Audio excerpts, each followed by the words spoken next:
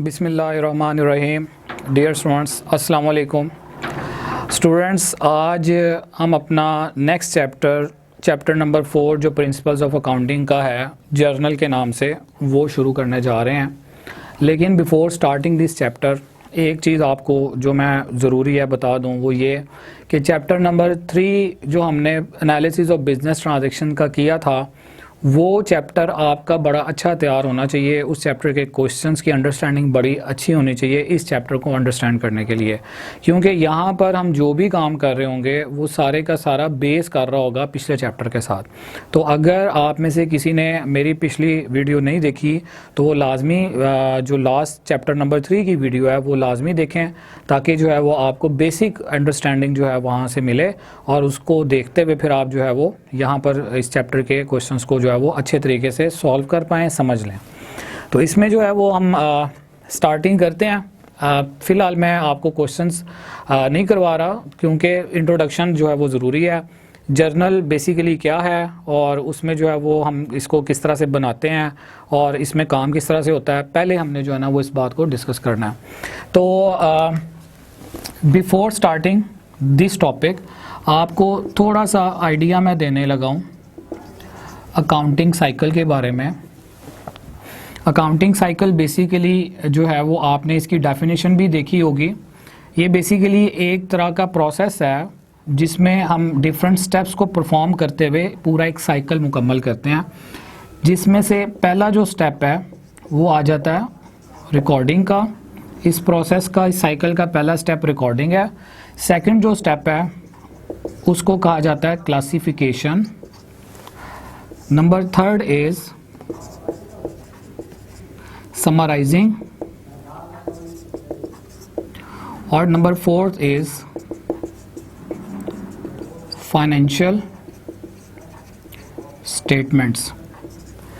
अब अगर देखा जाए तो ये कंप्लीट एक प्रोसेस बन रहा है, एक साइकिल बन रहा है। इस साइकिल की जो पहली स्टेज है वो है recording, number second is classifying या classification, number third is summarizing, and number fourth is financial statement.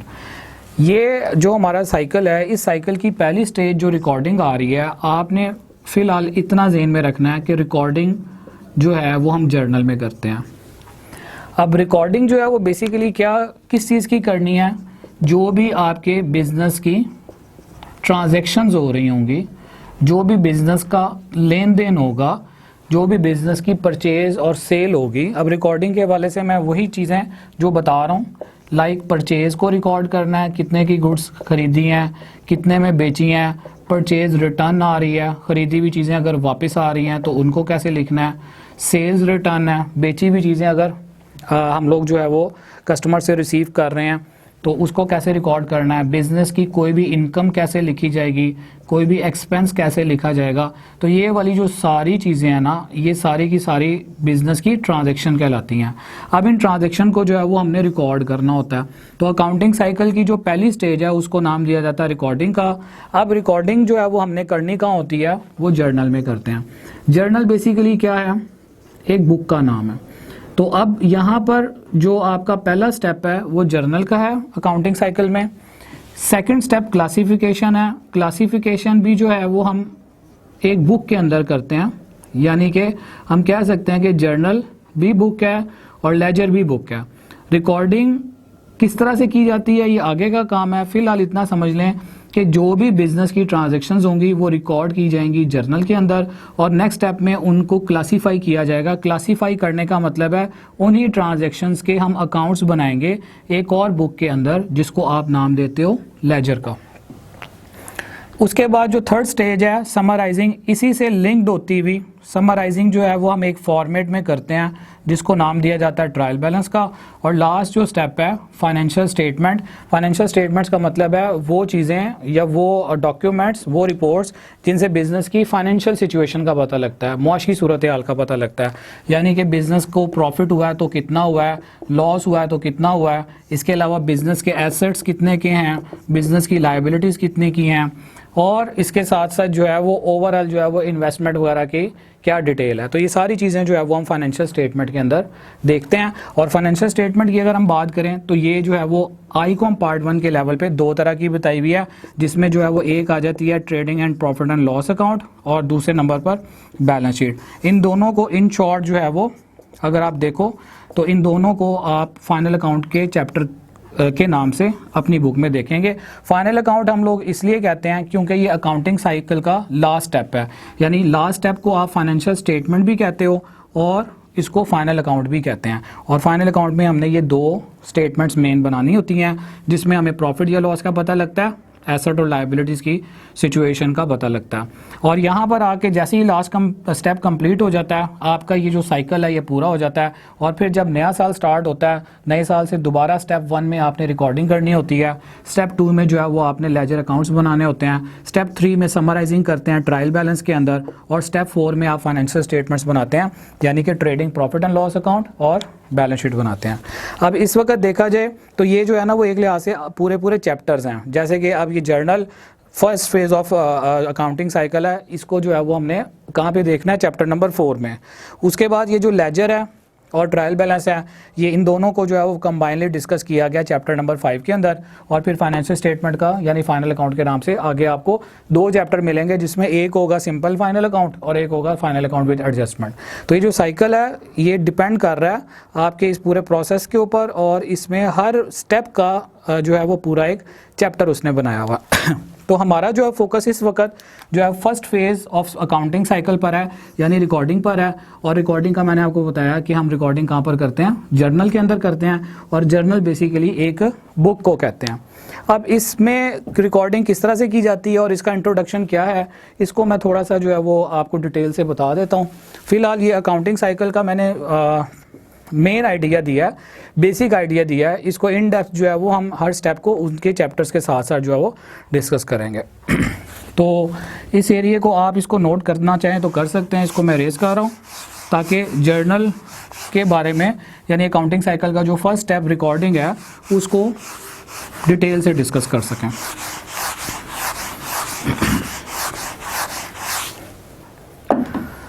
तो जैसा कि अभी बताया कि जर्नल जो है वो एक बुक है जिसमें हम रिकॉर्ड करते हैं बिजनेस की ट्रांजैक्शंस को, यानी बिजनेस के लेन देन को। ठीक है, अब जर्नल के वाले से अगर बात करें, ये चीज़ डेफिनेशन के पॉइंट ऑफ व्यू से जो है वो आपको पता होनी चाहिए।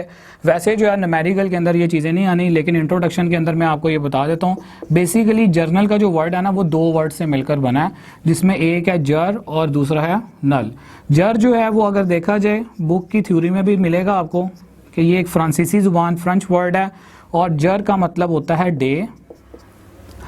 नल के हवाले से अगर बात की जाए तो नल जो है वो कहा जाता है बुक को। तो जब हम इसको कंबाइन करते हैं तो हम कह सकते हैं जर्नल का मतलब क्या, डे बुक है। इसको डे बुक भी कहते हैं, इसको जो है वो डेली बुक भी कहा जाता है, इसको उर्दू में रोज़नामचा भी कहते हैं। ठीक है, जर्नल की मैं बात करूँ इसको रोज़नामचा भी कहते हैं। इसके अलावा इसको बुक ऑफ ओरिजिनल एंट्री भी कहा जाता है।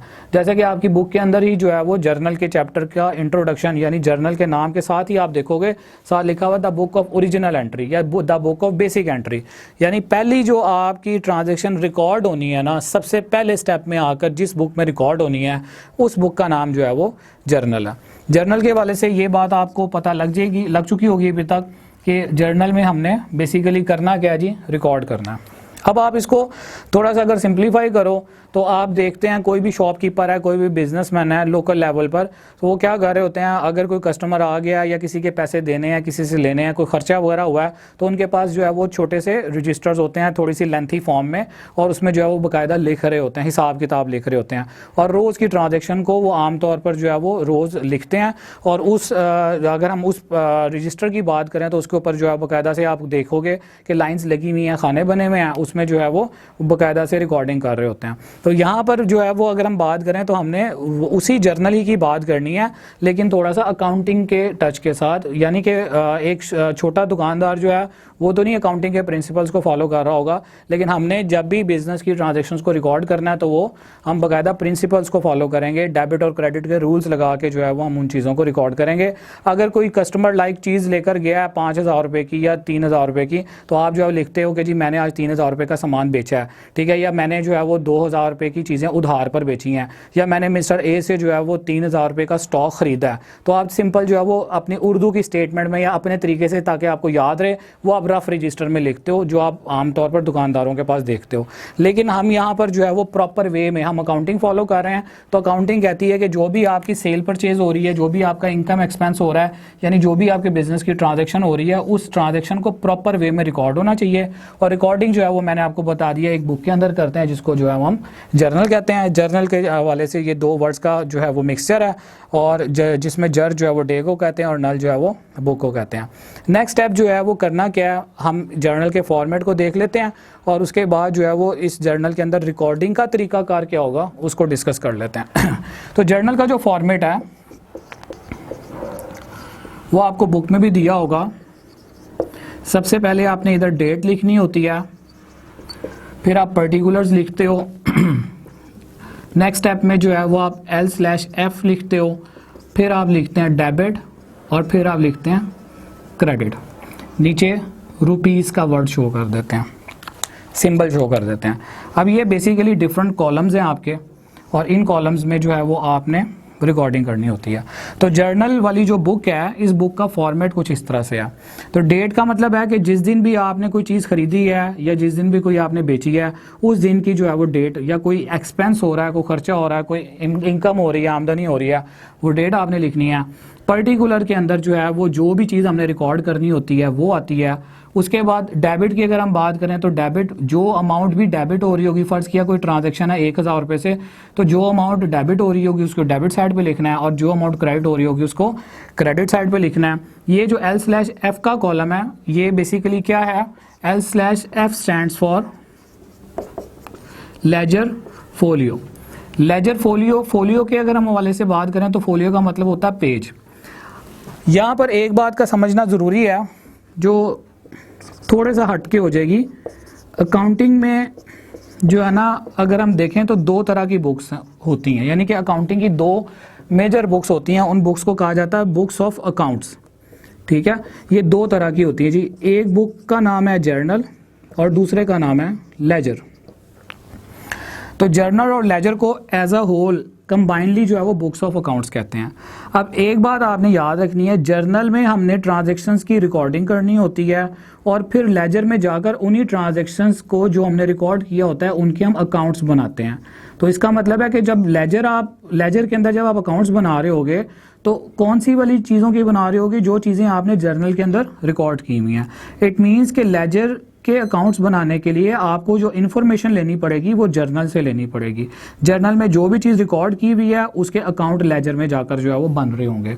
तो इट मीन्स कि हम कह सकते हैं कि लेजर की बुक डिपेंड करती है जर्नल की रिकॉर्डिंग पर, और जर्नल में जब भी आपने कोई चीज़ रिकॉर्ड करनी है उसका बाकायदा से रेफरेंस दिया जाएगा लेजर के अंदर। लाइक अगर मैं इसकी एक मिसाल देता हूँ कि आपने जो है जर्नल में लिखा हुआ कैश, तो आप लेजर में जाकर जो है वो आपने कैश का बाकायदा से अकाउंट बनाया होगा, और कैश अकाउंट जहां पर भी बनाया होगा उसका पेज नंबर जो है वो लेजर का वो मेंशन किया जाता है। बेसिकली लेजर फोलियो का मतलब है लेजर का पेज नंबर। अब यहाँ पर लाइक मैं लिखता हूँ जी कैश अकाउंट 1000 से, तो इसका, और यहाँ पर मैं लेजर फोलियो में लिख देता हूँ 5। तो इसका मतलब क्या है कि अगर मुझे ये देखना है कि कैश का अकाउंट 1,000 रुपये से लेजर में कहाँ लिखा हुआ है, तो लेजर फोलियो यानी लेजर का पेज नंबर 5 डायरेक्टली मैं ओपन कर दूंगा, ठीक है। तो लेजर का मतलब, यहाँ पर लेजर फोलियो का मतलब क्या है कि जो आपका जर्नल से लेजर की तरफ रेफरेंस है पेज नंबर का, वो आपको जो है यहाँ पे लिखना होता है।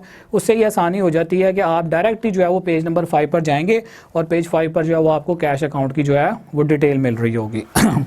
तो लेजर फोलियो का ये कॉन्सेप्ट है। लेकिन एक बात याद रखिएगा कि हम प्रैक्टिकली जब रिकॉर्डिंग कर रहे होते हैं कहीं बैठकर, तब हम जो है वो एक्चुअली जब ट्रांजैक्शंस जो है वो हो रही होती हैं बिजनेस में, तब हम लेजर फोलियो को जो है लिखते हैं। हमारे लेवल पर क्या है, लेजर फोलियो का आपने कॉलम बनाना ज़रूर है, लेकिन इसके अंदर आपने लिखना कुछ भी नहीं है, यानी इसको आपने खाली रहने देना है। बस आपको इसकी डेफिनेशन पता होनी चाहिए, क्योंकि पेपर में जो है वो एक्सपेक्टेड है आ सकती है।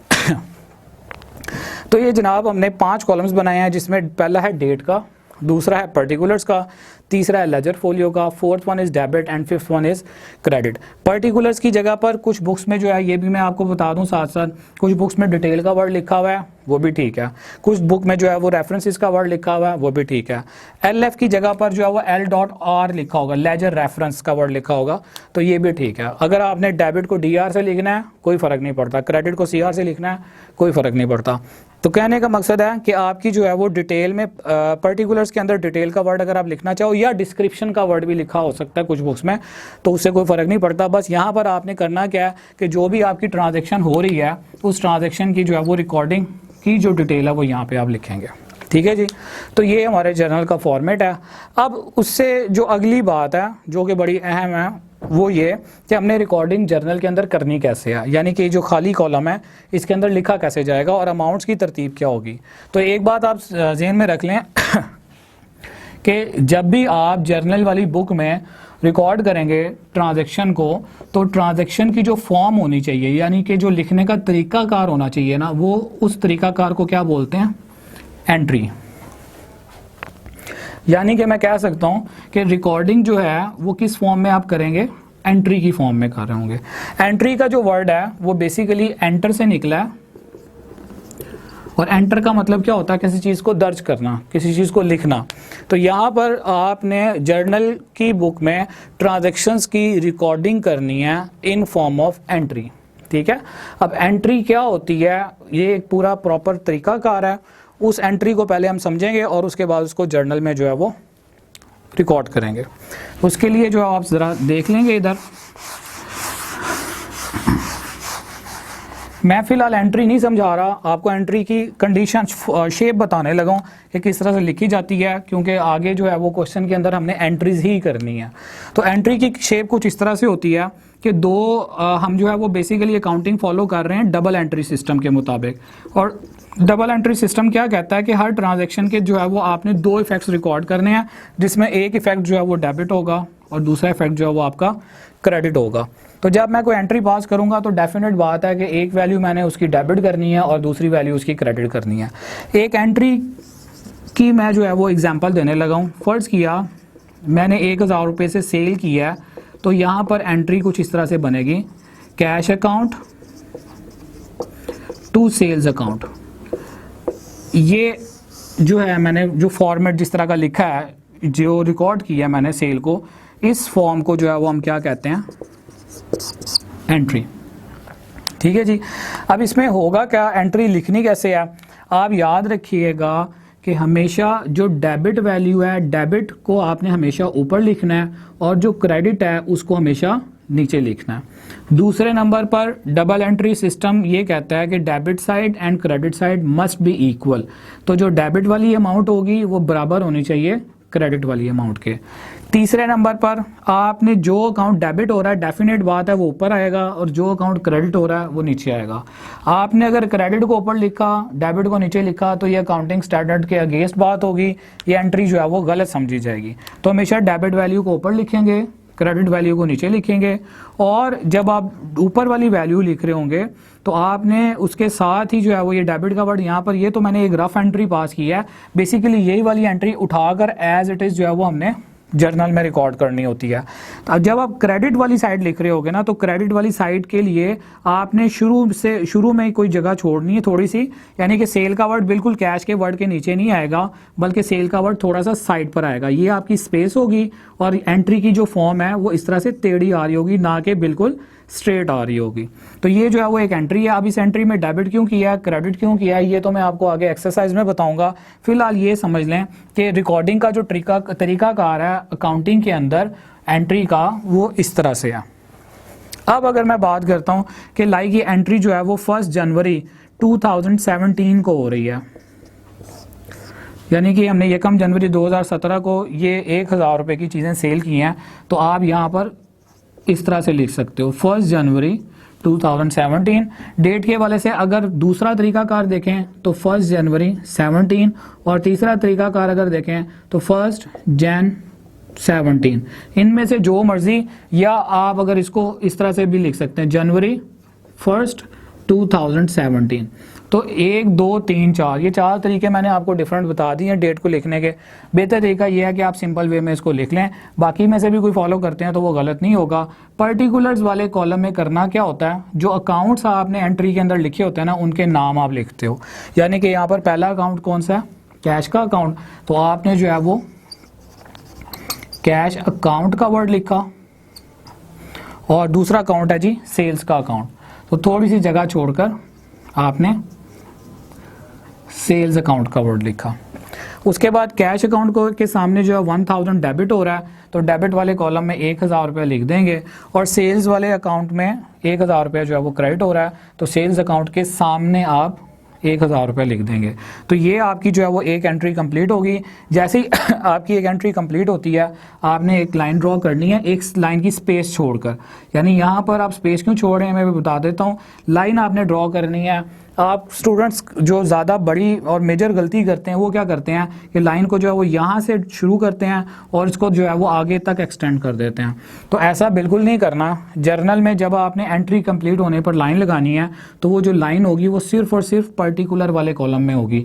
यानी कि यहाँ से यहाँ तक की आप लाइन ड्रॉ करोगे, इससे आगे ना लाइन एक्सटेंड होगी और ना पीछे डेट वाले कॉलम में जाएगी। तो आपने जो है वो सिर्फ पर्टिकुलर के कॉलम के अंदर ही जो है वो लाइन को लगे रहने देना है, इसको आपने एक्सटेंड नहीं करना। तीसरी चीज़ जो यहाँ पर है वो ये कि आप जो है ना वो इसके नीचे इसकी छोटी सी एक्सप्लेनेशन लिख देंगे, छोटी सी वजाहत कर देंगे कि ये जो आपने एंट्री रिकॉर्ड की है, ये रिकॉर्डिंग आपने किस वजह से की है। ठीक है, तो अब वजाहत के लिए आप क्या करते हो, अब मैं यहाँ पर फिलहाल बता रहा हूँ, आगे चलकर समझा दूंगा डिटेल से। अब ये बेसिकली एंट्री पास हुई है सेल की कैश पर, ठीक है, यानी कि गुड्स को हमने सेल किया है कैश के ऊपर।